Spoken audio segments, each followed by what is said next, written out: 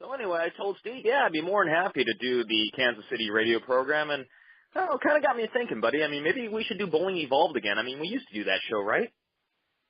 Man, that was a long time ago. I forgot all about it, but we could always give it one more shot. What the hell? Yeah, I mean, I'm sure there's still some people that care about the left-hander out there, and I mean, heck, we have a whole new audience now because of Fred and what we've been doing with Real Bowlers Tape and Mongoose. I mean, what the heck, right? Oh, let's give it a shot. Why not?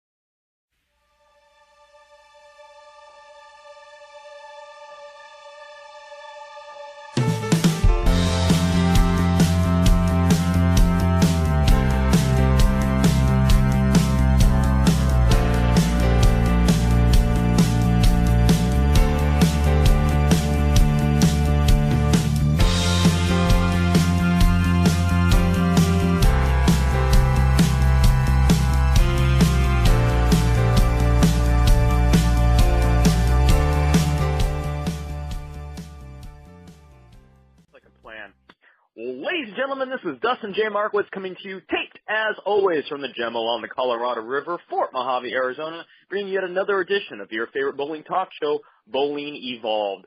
Join me as always is my partner in crime. He's a 5-time PBA national champion, a millionaire on the PBA tour, and you know what? One heck of a nice guy, the one and only Eric Forkel. And you know what, Eric? I feel pretty impressed with myself. I actually remember the intro after all these months. Wow, that's pretty good. I forgot all about it, but it sounds good. What's going on there, partner? Not too much. Enjoying life, trying to get everything situated, and I figured, it's about time you and I actually dusted off the old recording equipment and pretend like we actually still have a show once in a while. All right, let's do it. What the heck? Let's make it snappy. Let's get through this. Got it. Well, let me first say thank you to all of our fans that have inquired about our show. Of course, the Bowling Evolved page has basically turned into a written news site thanks to Fred Eisenhammer. Fred does a tremendous job with all of his stories, reposting some major news stories from around the world. And, Eric, I even to this day, whenever I'm not doing stuff for Mongoose and Real Bowlers Tape, I always like going over to our Bowling Evolved page, and I would highly recommend anyone go to bowlingevolved.com. There's just some tremendous stories that Fred puts out there. Oh, he does a great job, and he comes up with some stories that are a little off the wall, but they're very good, and he does a great job, and we can't thank him enough. Absolutely, and of course, I want to say also that Eric, I'm glad to be back on the phone with you. We were talking actually a couple days ago about what we've been doing in our off time, and I figured this is as good a time as any. What have you been doing the last few months? Or I guess it's been about 7 months since our last show. It's been a while, just doing the work thing, just trying to keep the shop running and doing some stuff with Bowlers Mart, and things are looking good, Summer's always a little challenging, but we'll just get ready. The fall is right around the corner, and here we are in July, and, get to August, and then you'll be looking at getting ready for the new leagues, and that's when the shop will be jumping, I'm pretty sure. Yes, I'm sure it will too. And of course, you were out there on the lanes a little bit. I know you were sick for one of the tournaments, but you managed to hit the two biggest senior events of the year, the U.S. Open and the Senior Masters. Kind of run us through. How was that experience and trying to get over the dreaded illness that you have suffered from? Well, I'll tell you what. I got that thing at the end of May, and it led right into the Masters, and I just couldn't go. I was so sick, I just couldn't do it. I tried. And I tried to bowl a practice session. It lasted 15 minutes, and I was just done. I mean, it was horrible. And I kind of got through that part, and I didn't bowl, and then I went ahead and bowled the Open. And the first day I bowled so poor, I got buried. I bowled much better the last 2 days to get close to even, and I missed the cut by about 50, 60 pins. And in all the years, obviously that was probably my worst one. And it's funny that I've had this thing for 5 weeks, and I'm still dealing with it, and I still got some issues with it. It's unbelievable. It just won't quite go away. It's turned into something else now, and I'm just dealing with it. I've got an appointment to see a doctor, so we're gonna take another look at it and see what he can give me to help me out with this.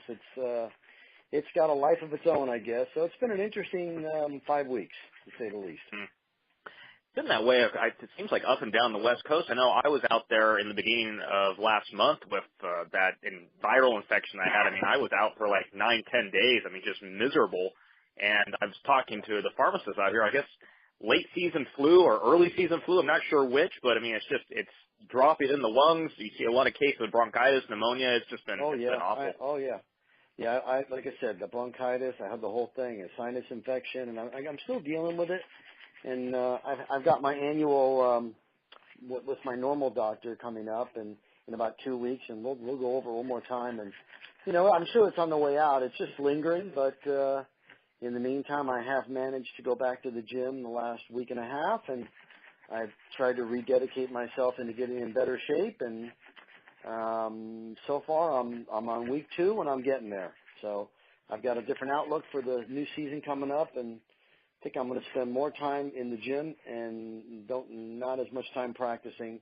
I'm going to try to go a different route now and just try to get stronger. That's my goal, just to strengthen up my body. And I think I still know how to bowl. I'm just don't feel like I'm strong enough, so I'm going to be working on that. So in about another year, we're going to start calling you the steroid monster. You're going to be about, 270, 280 of pure muscle. Well, my goal is, you gotta have goals, because you gotta, look to the future. And my goal is by next summer, or hopefully sooner, I will be strong. I will be a lot stronger than I've been, and it might revamp my game a little bit. Like I said, I've been thinking about this, but now I feel it's the right time, so I'm not going to touch a ball till August.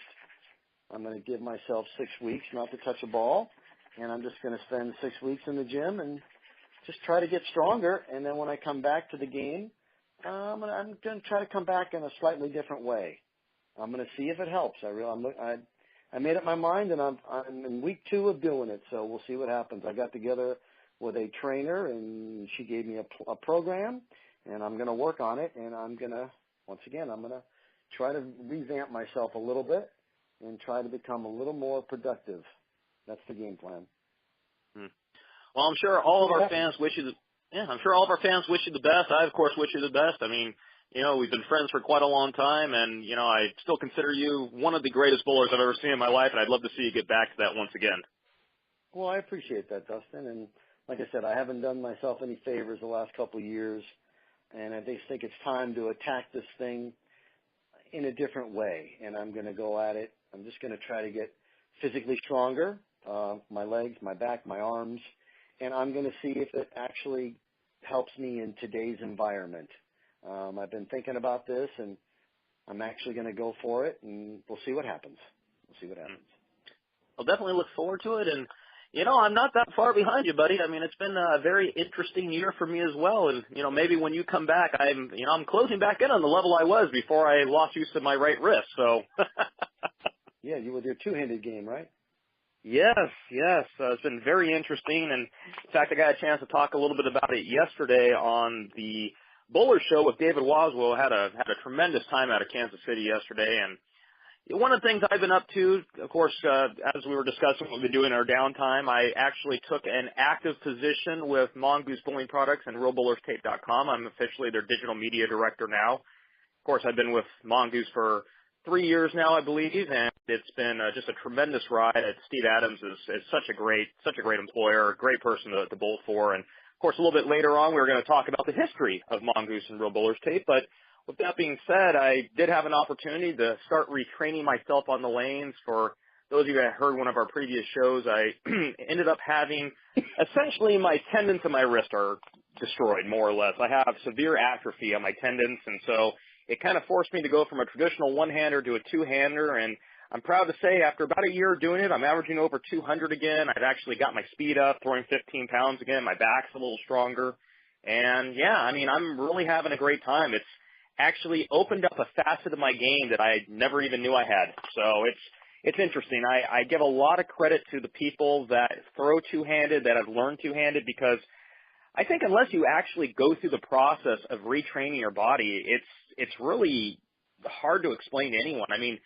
You think it's going to be the same because you're still essentially right-hand dominant in my case, but the timing's different, the body language and motion is different, the follow-through is different, the backswing is different. It's basically starting all over again. Yeah, it would be extremely difficult to relearn. So whatever you're doing, obviously terrific, because that is something that, to me, when kids are young and they get started with it, And then as they progress, they get better and better and stronger. It becomes the natural way to bowl. When you're a natural one-handed bowler, man, that's difficult to make the transition. It was. And frankly, one of the best compliments I've received was about 3 or 4 weeks ago. I had a gentleman come down the lanes while I was bowling league, and he asked me how long I've been doing two-handed, and I told him about a year, and he goes, "Wow, it looks like you've been doing it your entire life." And I had to explain to him, no, I went 25 years as a one-hander and had a pretty decent amateur career doing it that way. So it's been fun. I really have been enjoying kind of learning the game all over again. In fact, I'm going to be bowling my first tournament here on Saturday coming up. I'll be bowling a Baker Trio with my mom, Heidi Frederick, owner of Elite Pro Shop here in Fort Mojave, and my cousin, Jacqueline Shapiro. Jackie's coming in from Albuquerque to come bowl this Trios tournament. So I think it's going to be a lot of fun. I look forward to seeing if I can still compete a little bit out there. It's been a while, and I didn't want to throw the ball in any event like that until I felt I was ready. But I can't lean on my 40 pins of handicap like I did when I first got started. So no, it's time to put up. Time to put it up. Time to put the big boy pants on. So thank you for asking, and it's been fun. And as I said, I have been doing a lot of work for Real Bowlers Tape now and Mongoose Bowling Products against Steve Adams and Thomas Boz with the Real Bowlers Tape stuff. It's been fantastic, and really that is going to be the subject of our show. However, we are going to take a short commercial break. When we come back, we're going to talk with Eric a little bit about his time with Mongoose Bowling Products and the history of both Mongoose and Real Bowlers Tape. Stick around. Oh, hey, Jim, how's it going? Hey, Dustin, how you doing? I need one of those new wrist supports. The one I have, it's got plastic. It has all these dials and levers. It's kind of uncomfortable, confusing how to use it. It does everything but support my wrist. It's not the first time I've heard that, and I think I've got something for you. Hey, Jack! Go Mongoose! Mongoose, huh? I've heard of them. Do they work? I'll tell you, Jim, they're the best. I mean, they were made lightweight and comfortable with the bowler in mind. And with 4 different kinds, such as the lifter, the optimum, the equalizer, and the clean shot, you're sure to find one that's going to give you a consistent release and the right roll for your game. Plus that, they're made in the United States. For over 35 years also. So Jim, what you need is a wrist support made by Real Bowlers for Real Bowlers. Well, that sounds like exactly what I'm looking for. Something that's the best at what it does and doesn't try to be anything else. Well, I guess you could use it for other things.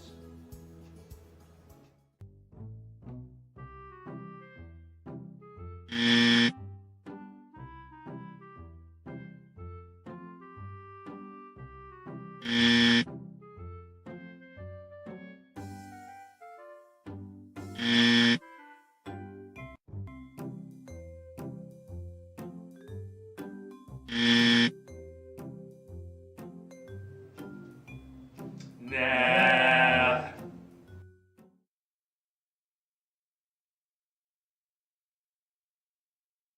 Welcome back, fans.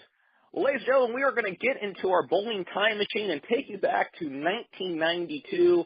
There was no real reactive urethane. It was just starting to come out on the market. The bowlers had slightly poofier hair, and one gentleman in particular became the man with the golden left hand when he won the 1992 PVA National. Eric, you've been around with Mongoose since that wonderful year, and tell us a little about your story about how you got involved with Mongoose, the product itself, and your whole history involved with Steve.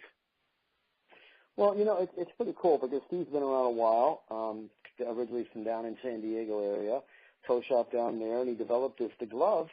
And I got a hold of the glove and started using it locally. And then when I went out on tour, obviously I wore it. They didn't have product register back then, so you could wear just about anything when it came to bowling products.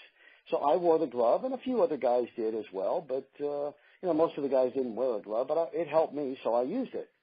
And I had made a few shows, and what I would do is I'd wear the glove, and then I would put an ebonite glove over it, because I saw that you got a bonus on the wall for using the ebonite glove. Well, I'm like, well, heck, I want to make some extra money. So I would just put the glove over the Mongoose, and I didn't think anything of it. Well, after I made the show in Erie in '92, and I happened to win my first title, I get a phone call from Steve's mother. who unfortunately is no longer with us, but she called me up and she got my number and she gave me a call and she said, I'm so-and-so with Mongoose. I have to ask you a question. I said, what's that? She says, how come you don't wear the glove on the show? I said, I do. It's just under the other glove. She says, well, if you wouldn't wear that glove, I would pay you a bonus. I said, you would? I said, I didn't know that. It doesn't say it up on the wall. She says, well, yeah, we need someone out there who'll put that stuff up on the wall. I told the PBA. I said, well, I'll be that person. And by the way, I'll push the glove for you out here. She says, you would? I said, absolutely. So that's how I got hired as being the tour rep for Mongoose. And she sent me the product, and I would give it out to the guys when needed and make sure they had, proper representation on the show. If they wore the patch or wore a glove, because at that time they had the lifter and we had the equalizer. There was only 2 gloves at that time, if I remember correctly. The lifter was the first one, and then he came out with a shorter one. Most of the guys liked the shorter one because then you could move your hand around more in the ball, whereas the lifter kept you, pretty much locked in the ball, kept your wrist locked into the ball. So that's how I became the Mongoose rep, and that's how I started a relationship with Mongoose. And then, unfortunately, when she passed away, it got turned over to, I want to say, another sister, if I remember correctly. And I didn't really deal with Steve at all until many, many years later. I started talking to him again, and we got to know each other, and that's how I got involved with Steve. But that's how it started. So you're talking 25 years, and I think the product had already been around about 8 to 10 years locally in California area. And, it's just a great training device, and it's good to wear regardless. I mean, it's just one of those, it's lightweight, but it gives you great control. And it was a very unique wrist device, and it's definitely flourished through the test of time. He's modified it a little bit, made some adjustments, made a few changes to it, and came out with a bunch of other products around it to complement it, and it just keeps getting better and better. And then a few years back, he decided to re-up with the PBA, become product registered again, and now, obviously, it's available on the ladies' tour. It's available on the men's tour. And a lot of guys use the clean shot because they like that. Once again, gives them some support for the tendons, allows them to move their hand around however they want. So, that's the style of today's game. But some of the older guys, and even some of the women, they like just using a regular, the regular glove, the regular lifter. Oh, yeah. Absolutely. I think the Optimum is, to me, is my favorite one because you can take an Optimum and you can turn it into an equalizer, or you can turn it into a lifter, or you can put some wedges in there to give it. I mean, you can do all kinds of things for that glove. That is still my favorite glove. Out of all the gloves, the Optimum gives you, with that extra strap, it's great for people who've got a really bad wrist or bad hand where they need a lot of support there. There's not anything better on the market that'll support the hand. And, that glove is just terrific. And then if you want to turn it into an equalizer, you can just by undoing the top strap. So the glove is just terrific. You can do whatever you want with that glove. And when he came out with that glove, it's just the greatest. Oh, the product line is incredible. And I know I told him, I said I actually was able to squeeze out about an extra year on my one-handed career because I was using the lifter. Main reason I like the lifter is because it didn't have the strap that went across the palm. I always like to feel the ball, as you know. But it gave me such great support on my wrist. And I remember that when I first started really, talking, Mongoose has been around now for 37 years. And I think what's incredible to me is that Steve was essentially out of the game completely for about 15 years or so. Not really doing much as far as advertising or expos or anything, just really letting the product sell itself, and it did. Yeah, it did okay, and then he decided, to jump back into it. And I remember we talked about 5-6 years ago, and he said, you know what, I want to get back into it again. What do you think? I said, well, I think it's great. I says, I want to be able to get some guys on staff, maybe pay some incentive, do this, do that. All of a sudden, it caught fire again because obviously TV is not what it used to be. when you used to have the live show every week, and you used to have 25 to 35 televised shows a year. That's not really around anymore. So it's kind of tough to do it the way it was done before, but you can still market the product in that area. And it's always good when pros use or endorse your product because it adds validity to the product, and people like that. It's just the eyes on it on the TV are not quite what they used to be back in the 80s and 90s and early 2000s. It has changed, but the fact that he re-upped his thing with the product registration, and he's putting the money into it, and he's paying people incentives, and and especially on the women's tour as well. Good for him that he's willing to do that. Absolutely, and I think it's been great. Obviously you introduced me to Steve, and I've been fortunate enough to know him now probably about 4.5 years. I've been under contract with him for about the last 3.5, and working for him for about the last 1.5, 2 years. And, it's really been just an incredible journey. He's so progressive as far as his thinking goes, which, I've been so blessed to be able to do the digital media for him. And now, of course, with him acquiring Real Bowlers Tape about a year ago, it's been, even more so of what he's been doing.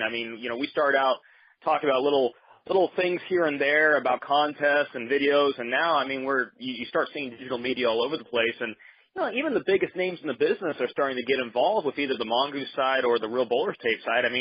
As we were talking about off the air a couple of days ago, you got Sean Rash using the tape, EJ Tackett's using the tape, you got Harry Sullins using the Mongoose, you got Hall of the Dodge using the tape, Wendy McPherson using the Mongoose and the tape. It's wonderful. It really is a wonderful product, and I go back to what I was saying on the radio yesterday, that the one thing that I think really stands out about the RBT tape is that you don't have the residue that you have in traditional white and black insert tape, and the feel is just a little bit different. It's hard to explain unless you actually use it, but Eric, I'm sure you've got it in your pro shop just like I got it in mine. Bowlers come in, and they tell me right to my face, I have not had this kind of consistent feel on my tape in years, and I'm throwing, it's just, that to me, I don't care. We could talk about how great the products are all day and all night, but when the bowlers themselves are the ones pushing it, you see hashtags blue and hashtag silver all over the place. Yeah, the tape is terrific. I got it. I started using it a while back, and it's really good. It is a unique feel, and it is very similar to traditional white tape or black tape, but that thing on the residue part is fantastic. I cleaned so many thumb holes where they're gooey and all that stuff in the back, and people who use the Real Bowlers Tape and come in, I haven't seen that yet. So that stuff is terrific in that area, and now that I've got it going in the shop, it does quite well. And it's silver or the blue. It's terrific. So once again, a couple other great products to add to the Mongoose line, which is very good. Mm-hmm. And I would highly suggest to any of our listeners, definitely go check out mongooseproducts.com or realbowlerstape.com. You can actually get a better feel for all the products that are on both sides of the equation. Of course, whether you're someone that needs a wrist support, a forearm support, or if you're looking for the right feel and right release on the ball, you're going to find something that is going to fit your game. And, there's staffers all over the United States now, and frankly, the world. It blows me away that how much that feed has been able to tap back into that bowler base. And really, in a shrinking community, it seems like his business is one of the few that are doing very well. Yeah, he even got himself into the pro shop. He even got another pro shop up where he's at. He's got his own pro shop up there in Northern California. And, I didn't think he'd ever get back in the pro shop business, but there he is, back in there again. So I'm sure he's having fun with that. And, of course, I'm sure you got Real Bowlers Tape and Mongoose product in there. He keeps trying to convince me to get out of the heat and head up and do some work for him in the pro shop. And I got to be honest, when it's 125 degrees out here, I do think about it. It might be a little cooler up there and up where he's at. Absolutely. But with that being said, I think that is going to take us in towards the end of our show. Eric, again, it's been fantastic. I'm so happy to be able to record a little something like this again. And, to our fans out there that have been asking, I know I must get a message from Fred at least twice a week about when we're going to be recording again, which I love Fred. It's fantastic what he's been doing, as we said. But, again, between your and my schedule, I'm sure we might be able to squeeze one or two of these in once in a while. Yeah, I think we had our little hiatus. We'll probably get into a little run again, and we'll start doing some shows. And I'll keep you up to date with my progress, and you can let me know what's going on with your game. And we'll keep talking about the great products that we get the chance to represent. And we'll keep these things rolling. Maybe we'll even have Steve come on, and we'll do a nice little conversation with him. I bet that'll be fun. Yeah, I mean, he was great the last time he was on our show, and just to all of our listeners, yeah, I mean, we love doing the show, believe it or not, even if we don't do it all the time. I know Eric and I truly do enjoy it, and it really is an honor and a privilege to do it for you guys. And I will say, Eric, if we do get together and start bowling again, I mean, the last time we bowled, we do have a second place finish. I mean, so we have a pretty good track record bowling together, so maybe we can find another tournament and shoot it together. We'll work on that. Like I said, I'm in the middle of this training thing, and I hope to come back a lot better and stronger and help myself out and whoever I bowl with. That's for sure. Over, under, doubles, here we come. There you go. That sounds like a plan. Well, ladies and gentlemen, thanks again for tuning in. We will have the show again, hopefully coming back to you here in the very near future. But for Eric Forkel, I've been Dustin J. Markowitz. Have a great night. See ya later. Nice. Oh, hey, Jack. What happened? Well, I had a little accident. Did you stick on the approach? Well, no. The weather's getting so hot that the tape just melted and sticky gunk got all over my hand. Jack, don't you know you first need to release the ball? Okay, wait a minute. I got the best thing for you. Real bowler's tape. Real bowler's tape is made to improve the bowler's grip, leaving little or no residue behind. Whether it's the silver tape for a textured grip, or the blue tape for the smooth release so you can get the best feel without the problems of other brands. Jack, what tape do you use? I guess I should be using real bowler's tape. Hey guys, I think I got a little problem here. Can you help me out?